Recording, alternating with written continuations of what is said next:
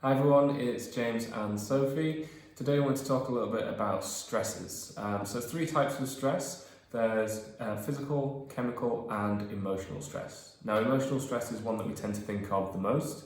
So that's if we're feeling quite stressed out, if it's worried about work, worried about home, right now, worried about the coronavirus.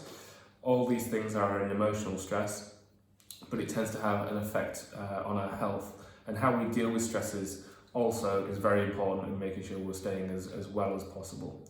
So one way that we can cope with stresses is through changing our diet. Sometimes we can do this negatively, which Sophie's going to talk about right now. Yeah, so there's that second type is that chemical stress.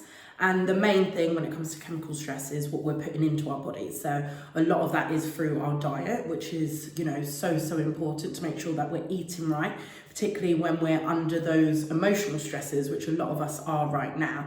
So it's all the things we know, but we just don't tend to do. Eating enough fruit, eating enough vegetables, eating a varied diet as well, limiting our sugar intake, our salt intake, and just trying to make that as balanced as possible.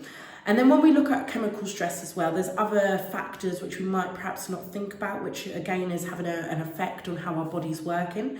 So that will be things like if we're taking any medication, how much medication we're taking, if you're smoking, if you're drinking alcohol, how much you're having. And when it comes to stresses as well, there's some which we can't necessarily control. So a chemical stress is actually how much pollution is around us and how that affects our bodies. Of course, that's not something we can actually do and control, but it's something that we need to be aware of.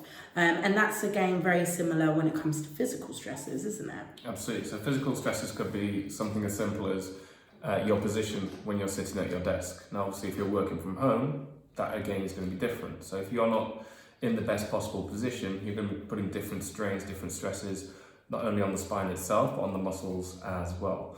It could be something like a car accident, a fall, a trip. It could be something when you were a kid, for example, if you fell out of a tree or if you fell off your bike. These are all physical stresses, and it tends to be things which build up rather than one big event. Obviously, if you do have a big event such as a car accident, something like that, that's a massive physical stress. But it tends to be a build-up of all the different stresses, which eventually means that our body begins to break down. So we want to make sure we're managing these stresses as well as possible.